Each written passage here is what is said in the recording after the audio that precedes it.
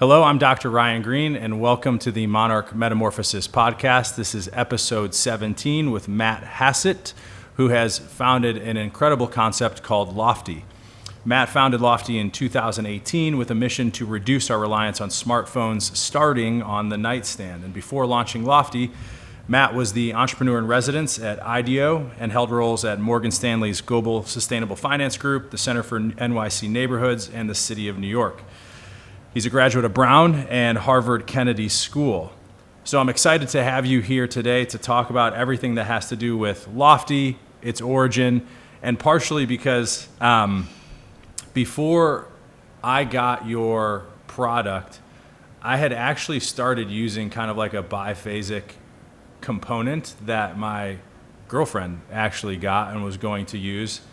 And I saw it and I loved it, and I was like, oh my God, how have I not been waking up this way for the last 30 years of my life? All I have is terrible memories of in residency, alarms going off at 3:45, 4:45, 5:55.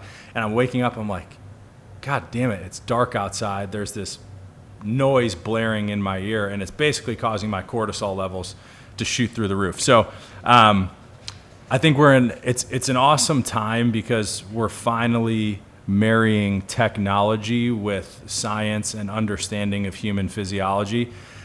And like from a Monarch standpoint, when we launched in January of 2020, people weren't talking about longevity. They weren't talking about health span. I don't even know if I was talking about longevity and health span.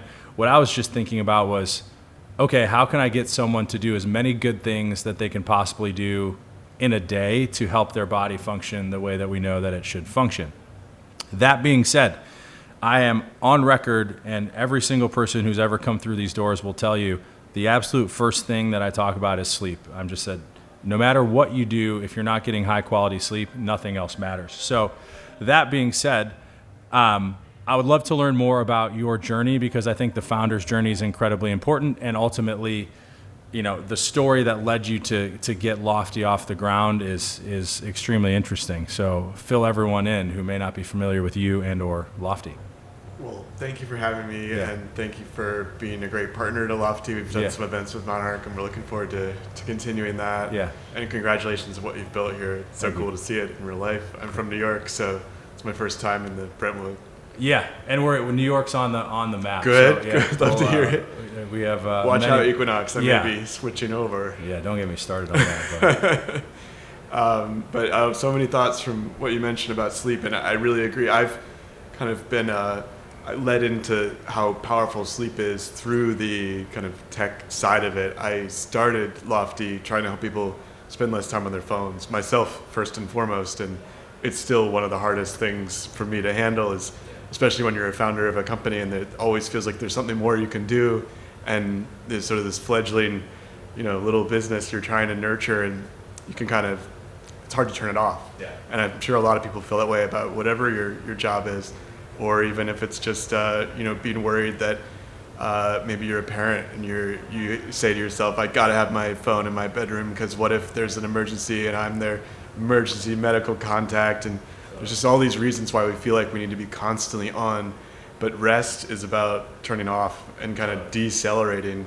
And so, but to go back, I really started the company because I wanted to help people use their phones less. And it was hard at the time when I was doing this in 2017, entrepreneur in residence at IDEO. The Apple development kit didn't really allow one app to know what was going on with the other apps. And now we can, and actually we now have this product that is really where I see the future of our app going, which is about blocking apps. But we kind of started that product, and we did a prototype at IDEO. We called it Deliberate. And it was about setting a budget for your screen time. And if you stuck to it, you got points, and then you could earn prizes like maybe a free SoulCycle class or a Jamba Juice or something. But ultimately, it was too hard to sort of stay in the phone, and so we actually ended up deciding to do physical products, and hence our alarm clock was the key product to displace the phone from the bedroom and switch over to the wake-up experience you're describing. Yeah, I mean, like, it's really, really difficult even for me to think about having my phone in a different room. And also like breaking the habit of getting up. And I'm working, have and continue to work really hard on like not getting up. First of all, transitioning to your system, which is amazing. But then second of all, just like breaking those habits of like first thing, not getting up, grabbing your phone, looking at emails, looking at texts. Because I feel it. Like I feel my adrenaline start to surge. I feel like, and then, you know, like everything about ramping into my day, which is long just as yours is and most people listening, like we have a lot of stuff that goes on throughout the day. Like we don't need to disrupt or, you know, sabotage ourselves literally the second that our eyes open, which is literally like I'll wake up and I feel angry and I'm just like, damn it, I can't believe like, you know, these things happened overnight when I was sleeping. I don't even get enough sleep, which is one thing that I'm trying to work on is like I have a good routine, but I'm working on duration. So like it's just such a critical piece of our overall physiology. But like for those, since you're deep into this, like what went into the thinking around why waking up gently actually matters, like from a physiologic standpoint, so people can understand? Because I think most people just like snooze, and then you're like, shit, I actually got to get up and get going, and then you rush. Yeah, exactly. And you know, there's cortisol when you wake up, right. But what we don't want is just kind of waking up in this almost like a shock situation, which is what our like beep beep beep alarm clocks on our phones do. And so I sort of was, when I was starting this and doing the industrial design, we actually arrived at the 2-phase wake up design wise, not necessarily mapping it onto the science, but then at the same time I was reading Why We Sleep by Matthew Walker, which is a wonderful book. And I realized that this really actually maps on to sleep inertia. And so that's that kind of groggy feeling you have when you first wake up. And we've done studies to show that, you know, actually your brain's kind of not firing fully at that time. And they do things like cruel things like showing people math problems, you have to solve them, and your brain doesn't work as well in those first few minutes. And so we really need time to sort of boot up just like a computer.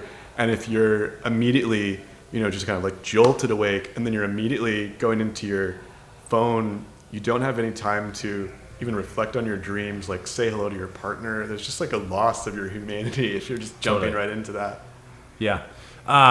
So like with the product, I know that you're working on integrating like AI into the work. Like how do you, because that's the other second phase here of like AI taking everything and making it easier. Yeah. And I think also exposing for a lot of people like how mindlessly busy we've made ourselves when we don't actually have to do that. So how, like when you guys were thinking about the AI sleep coach and what you guys were doing, like what is the ultimate goal with that project? Yeah, so it's a work in progress. There's so much that's changing. I mean, I'm deep in Claude land as a business owner, and it's just incredibly powerful. And what I foresee for Loftie is becoming sort of the OS for sleep. I want to tie all this stuff together because what I think is missing from the sleep product landscape is behavior change. Yeah. Because people will go spend $3,000 or more on a cooling mattress or some other type of mattress, and they'll buy all these accessories. And I was at Eudaimonia, and someone mentioned the trend. There's two interesting trends. One is that total sleep hours has been going down, and then sleep purchases going up, and we think we can just buy something that will fix it. Yeah. But what we really need is, you know, better schedules and more time available. And our phones are this scourge for sleep. I mean, the average American is spending, you know, roughly 10 days of the year when you multiply it out, just in their bed on their phone before bed. And it's a staggering amount of time we're just scrolling away, and it's eating into our sleep. So, like, you hit on something. I didn't answer your AI question. Yeah. We'll get back to that, but like, So before we started this, like, you handed me a card regarding app blocking, right? So, like, what are the other things other than the alarm system and the lamp, which, by the way, is amazing? You're talking about industrial design, very well done. Like, what are you hoping to achieve with, like, the app blocking, like the behavioral change? Like, in an ideal world, if everyone had a Loftie, like, what are you hoping that they accomplish with that? Yeah, and I'm glad you asked about that, because that is sort of step one before we go all in on the AI coach and the personalization. That's where we're trying to get to. Sure. We did launch a V1 of that. Right now it's hidden in the app, but we had a thing called Night School, and it was lessons, and then there was an AI coach you could chat with about the lessons. But I think it needs to be far more advanced before we're really ready to show, like, our final product. And so this moment, we're all in on app blocking, because it's sort of like the natural progression of the clock. We started with the clock because we couldn't really change what was on the app. Yeah. And so, because Apple had that really locked down, and it's still very locked down, and it's still great for users in terms of privacy. We have no idea what apps you're blocking, but you do, and you can keep an eye on that. But I think the problem with the sort of native, screen time is that it's too easy to just click the give me 5 more minutes, give me 5 more minutes, or and so we're trying to put in place just a comprehensive blocking system that's really hard to get around. Yeah. So you can schedule blocked apps. You can use the Loftie card to tap the phone. You tap this physical card to the phone. It blocks whatever apps you don't want to be tempted by. Yeah. And then coming out very soon is a feature for the clock that will actually be like sort of a place-based app blocking. So if you're near the clock, your phone won't be able to open Interesting. whatever apps. How have you guys engineered that so, like, it doesn't disrupt, like, critical functions of the phone? So, like, if someone on, like, if it functions inappropriately, like, it doesn't stop like phone calls from coming through. No, it's not a Faraday cage or anything. We're it's the same app blocking that you would use with the card or with time, but it's just triggered by proximity to the clock. So, like, I would love to know what your sleep routine looks like, because, hopefully, the story of the founder is built into the product. Like, half the reason I created this ecosystem is this is exactly what I would want to do every single day, 24 hours of the day. So I get to be here and I get to do it. I get to practice it. And I too have to continue to refine, like, what I'm doing so that I'm in alignment with what I'm telling other people. Because I do think people pick up on that. Like, it's an energy, which is like, if I'm telling you to do something but I'm not doing it, I think your nervous system picks up on that.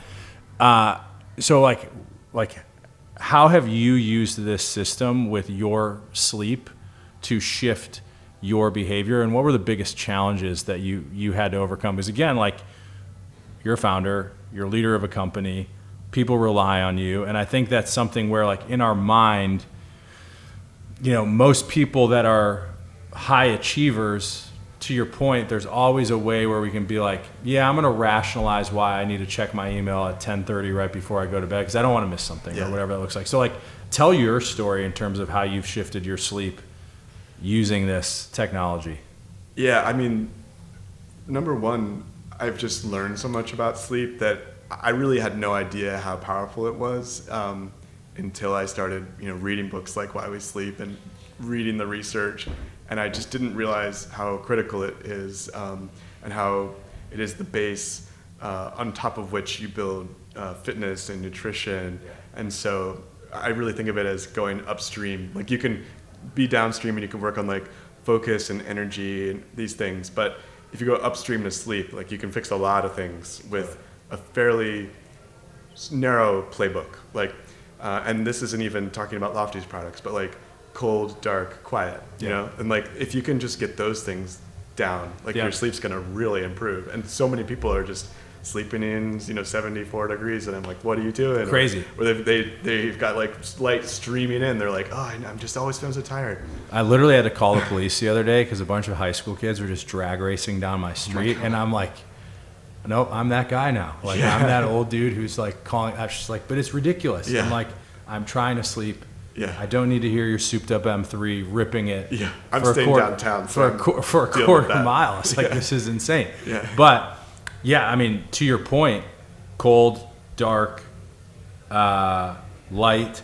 The other big one is like, and I see this a lot too, not that you can necessarily solve this with your system, but movement. We have a lot of people whose partners move a lot, or they have dogs in the bed, pets, and they know it. But these conventions, which is like, well, you have to be in the same bed as your partner, and I'm like, but it's killing your sleep. The like, sleep divorces are 100%. Yeah, like I'm starting to see up. people that are like, we sleep in different rooms. Yeah. Or, you know, there's some celebrities in LA that like, we have different homes. Yeah. And like, it's not a lot of people, but I'm starting to see it, and I'm like, that's genius. Yeah. But at the same time, I'm like, my girlfriend would kill me if I was like, we're never going to stay in the same place. But yeah, I mean, how did, back to the point, like how did your behavior change, and like what do you still struggle with, even though like you're the founder of this concept? Like what's still hard for you?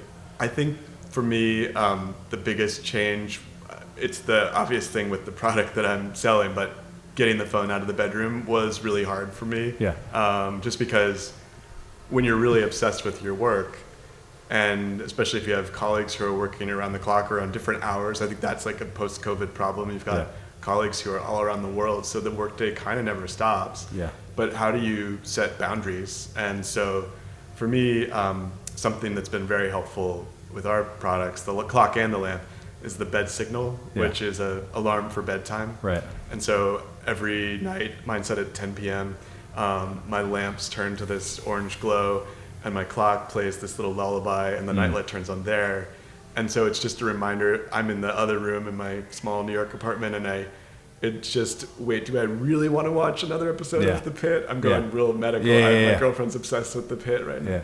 But so yeah, that's the biggest thing. And then, you know, the most important thing about that is that consistency. You talked about, you know, duration and routine and how you're working on duration. Yeah. But I think a lot of people don't realize that if you are drastically changing the time you're going to bed and getting up, you're potentially missing out on some of the best effects of sleep and some of the most powerful sort of healing properties of sleep, especially with the way your cerebrospinal fluid is really cleaning your brain out. Yeah, man, I couldn't agree more. Like, we have 600 something members between all of our clubs right now, which is, in my mind, still like the very tip of an iceberg that I, you know, hope to continue to build and grow for decades to come. People have two different schedules. They have Monday through Friday, and then they have Friday through Sunday. And that's one of the biggest things that I hear all the time. And even myself, like, it is a massive problem, which is you shouldn't shift your routine just because it's a different day of the week. Like, your body doesn't work like that. And we see people that are 10 p.m. Monday through Thursday, and then Friday, Saturday, and Sunday, they're 11, midnight, and beyond. And then they're waking up later, and then they wonder why Mondays and Tuesdays are such a struggle. And it's just like, well, your body started to like shift into a different routine, and then you've shifted it back, whether it's sleep debt or whatever you want to call that. Yeah, I've heard social jet lag. Social jet lag, and like, it's just so interesting. And I don't know how to solve it. And I think that's the interesting piece that I'd love to get your take on too, which is like it is really difficult to change the social norms of, well, it's Friday, it's the weekend, like you need to do this. And you mentioned it with a previous iteration of your project, which is like, can you award points and things like that in a meaningful way that actually gets someone to say, you know what, like, I'm going to potentially risk consternation by telling my friends, hey, it's 9:30, I need to get home, it's a Friday night. And then also the other part is like, what do I do on Saturday morning? Because I get up, typically my alarm goes off at 5:15. What the hell am I going to do at 5:15 on a Saturday morning? Like, so I was just like, what have you guys thought of in terms of ways that you can, I don't know if it's gamification, but like, I really think, and there's literature to prove this, which is like, if you can meaningfully impact someone, and it's typically money in some way, shape, or form, behaviors all of a sudden drastically change. Like, there's studies with regards to tobacco cessation, where even if it was like $20 a month, all of a sudden people are like, yep, not smoking, even though they've smoked 2 packs a day for 20 years. Like, money's a driver, but obviously, like, you giving out money for people getting good sleep doesn't really help the business model. So, like, how have you guys thought about like ways to get people to, initially there's the inertia of I've invested in this product, I'm going to do it, but then life continues to do what life does. And how do you shift it from just being another alarm clock and another lamp that's in your room that you just happen to spend, a couple $100 on? Yeah. Well, the good news, I think, as a population, is that there are enough trends that are on our side. Like, there was a New York Times, I think it was, story recently about how 5 or 5:30 is like the hot new reservation time. Like, people want to eat earlier, start their nights earlier.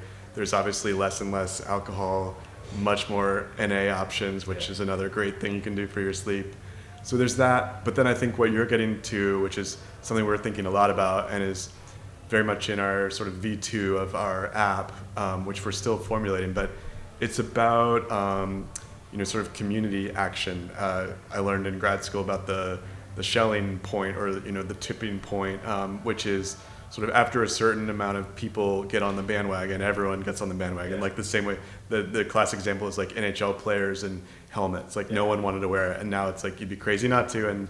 And so I think, and this is actually something that comes up a lot with young people especially, and Jonathan Haidt in The Anxious Generation writes a lot about it. How do you make it the norm that you don't have a cell phone before 16? Because it's really hard when everyone else has a cell phone, you're the only kid without a cell phone. That's a lot of pressure for parents, but so too for adults. How can we make it so that there's kind of social, gentle pressure to make better choices like that? And I think one of the ways we're thinking about it is eventually to incorporate some community into the app. And as we start to add more ways to block out those kind of doom scrolling apps, like, how can we make sure that the people in your personal social circle are making similar choices, so that it's more the mainstream and you're not fighting against this other, the traditional lifestyle of later nights on the weekends, for example. Yeah. Have you guys thought about, and as you were talking about this, I was thinking about like the Internet of Things. So like, you have your bedtime alarm, the light in the room shifts. Have you thought about, since this is your world and not mine, how hard would it be to create something where you have like an Internet of Things modality, where you're not only just blocking apps, but like an alert comes on to your smart TV, which is like, hey, like, it's 10:30.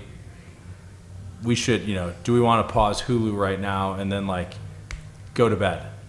Yeah, I mean, I'd love that. I'd love to do a TV app. I'm curious. I actually haven't looked into whether or not Apple would let me, burst into your Netflix and say, like, it's game over, guys, time for bed. So Apple holds all the cards here. A lot of times, Apple. I don't know. I have not looked into a TV app yet, but that is always the struggle: is how are you, as one app, able to sort of influence the larger phone? And so a lot of it does lie with Apple. If you have an Android, it's pretty carte blanche. There's a lot of open space there, but most of our users are on iPhone.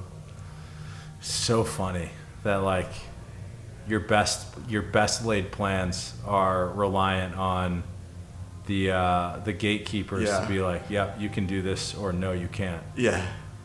It's a tough battle because most tech companies want to keep you on your phone all the time. And we have an app that's whole purpose is to keep you off your phone, which is contradictory. Side note, and this is like a super tangent, but like with the recent legislation regarding addicting teens to social media, do you think that's going to change? Do you think there's going to be a little bit of leniency in terms of like how tightly controlled the tech companies are trying to capture people? I'm not sure. It'll be interesting to see what the reaction is. I mean, it sounds like there's going to be just a cascade of settlements from Meta and others paying out, which they should. But I think their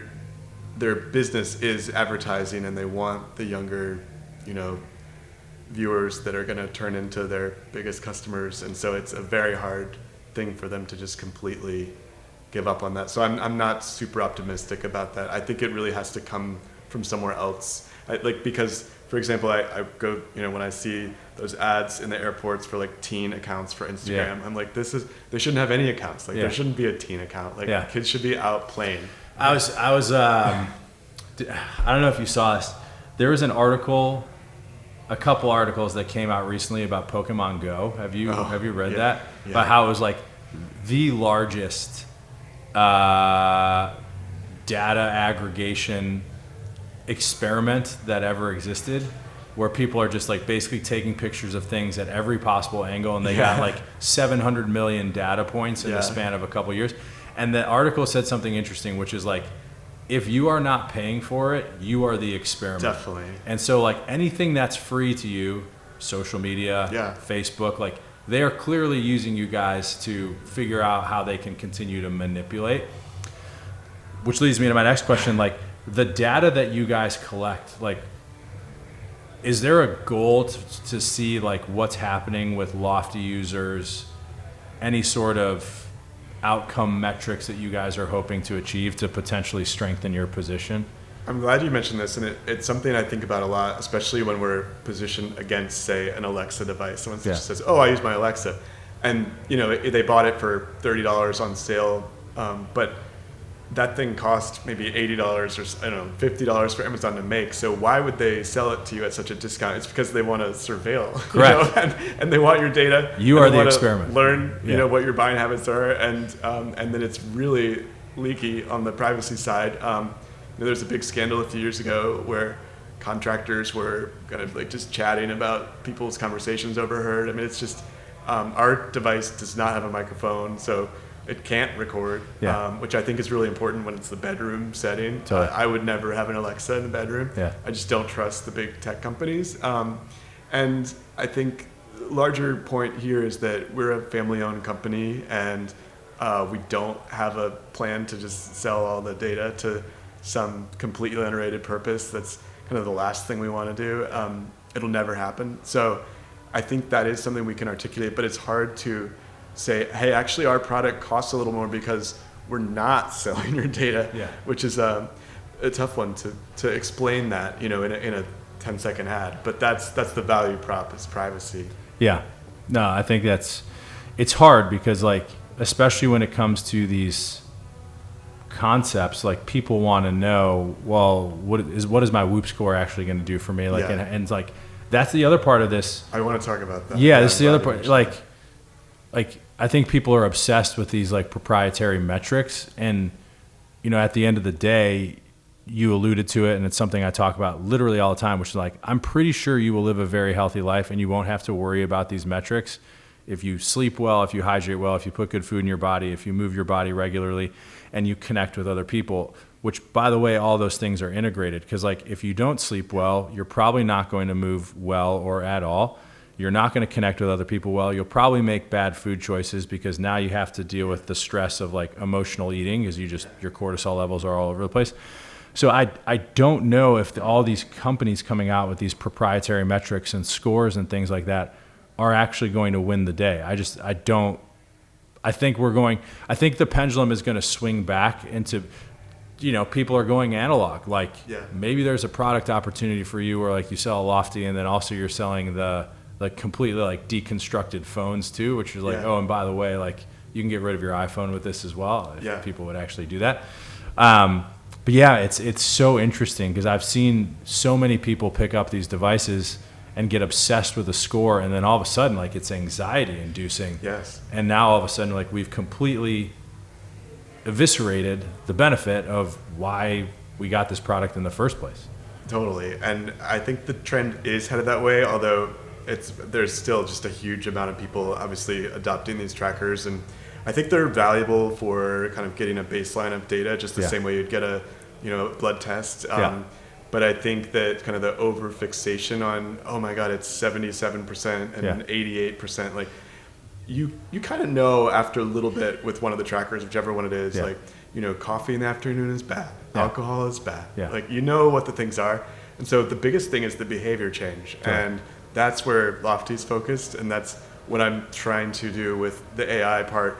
How do we bring in that data from wherever source it may be, whatever tracker you have, wherever, is it your function lab test or your Monarch test? Like, how do you take all this, and you're just surrounded by all these wellness data points, but what do you really do with it? What are the things? It all comes back to those fundamental steps, and so I think it's important to remember that it's really back to basics. There's a word for that condition I've heard. It's not yet in the diagnostic manuals, but orthosomnia. It's with the obsession with tracking the scores. And I've watched friends and family like just become obsessed with it, and then it's actually very anxiety provoking when they don't hit that score. And yeah, no, for sure. I had a Whoop band, and I have nothing against Whoop. Like, I think it provides value, but it fell off in the ocean one day, and I was just like, I think I'm good. Like, it told me I needed 12 hours of sleep every single night to get back to 100% form, and I was just like, all right, it's told me this for the last 7 months, and like,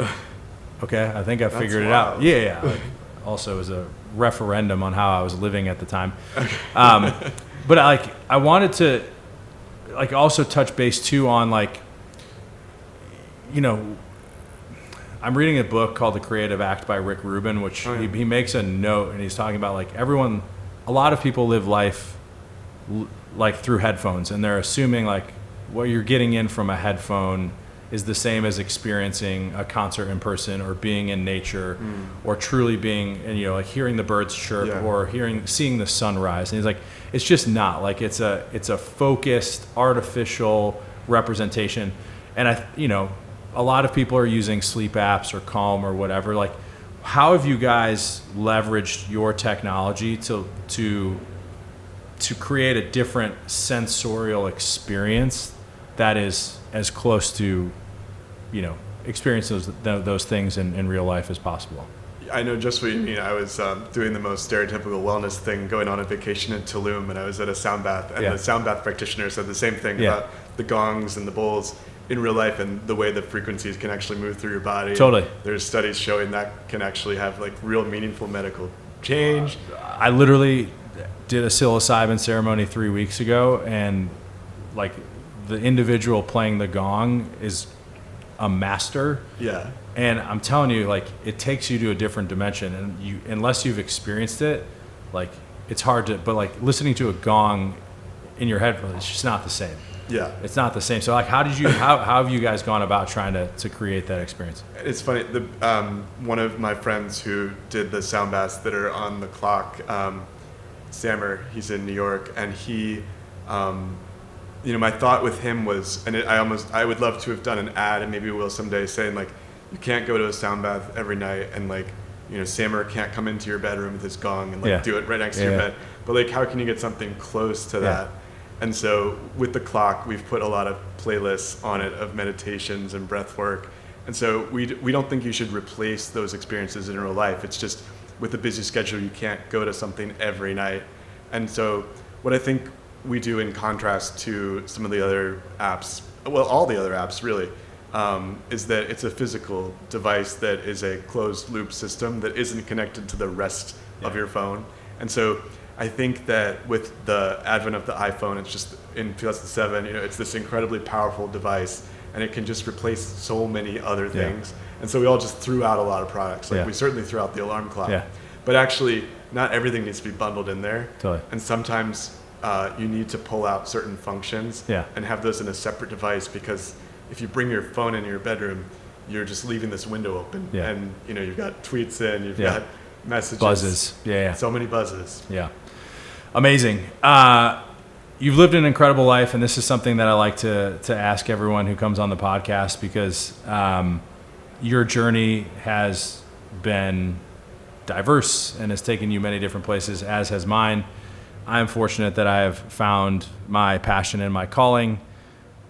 Hopefully you have as well. But if you were to, have someone look back and reflect on your life, what are you hoping to achieve, whether it's with Loftie or something else? What's the mark that you're hoping to make in this experience, this journey around the sun?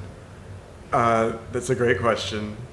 I think first would just be relationships, to be remembered as a kind and nice person who cared for his family and friends, and for colleagues. I think as a founder of a physical product company, getting through 2025 with just tariffs that were just all over the map, being able to keep our whole team employed is a big responsibility. As a founder too. I mean, it's a different kind of feeling of responsibility that you're responsible for someone's medical care and their life, and so that brings me a lot of pride and purpose to do that. And then I think I just love creating things. I've always liked starting new things, whether it was a high school newspaper or a restaurant in college, a student-run restaurant, or some programs for the city of New York to help homeowners after the mortgage crisis. I've loved creating. Loftie is my first, actual corporation that I've started. That's my own creation, and every part of it I've built, and it's just so fulfilling to me to see it working, and then to hear about it. This morning I was just hearing about I was doing a marketplace interview for NPR, and the reporter just said, my wife bought the clock and the lamp a while ago, and she loves them, and they were moving out of their house for renovations, and she took it with her to the Airbnb, and I'm just like, that's pretty cool. Awesome. I love that. That's really cool. Well, I mean, you are literally helping people fix, solve, improve the most important thing that any human being can do. And so I thank you that you took the step, took the risk, because a lot of people wouldn't, because stepping out on your own, but you have that entrepreneurial spirit, you have that founder's calling, which is something I resonate with deeply. And it's, I'm grateful we got to have this conversation. Thank you for sharing everything that you've done, and hopefully it really illuminates and motivates people to take control of their sleep, because ultimately it is by far the most important aspect of your well-being. You will never argue and convince me otherwise. And as someone who spent probably about a decade of my life severely sleep deprived, there's nothing I love more than a good night's sleep, and also a nap. So thank you for being here, and thank you guys for listening to the Monarch Metamorphosis podcast. It's been awesome, Matt. Thank you for coming here, and I wish you nothing but success moving forward. Thank you so much, Ryan. Awesome. Thanks, guys.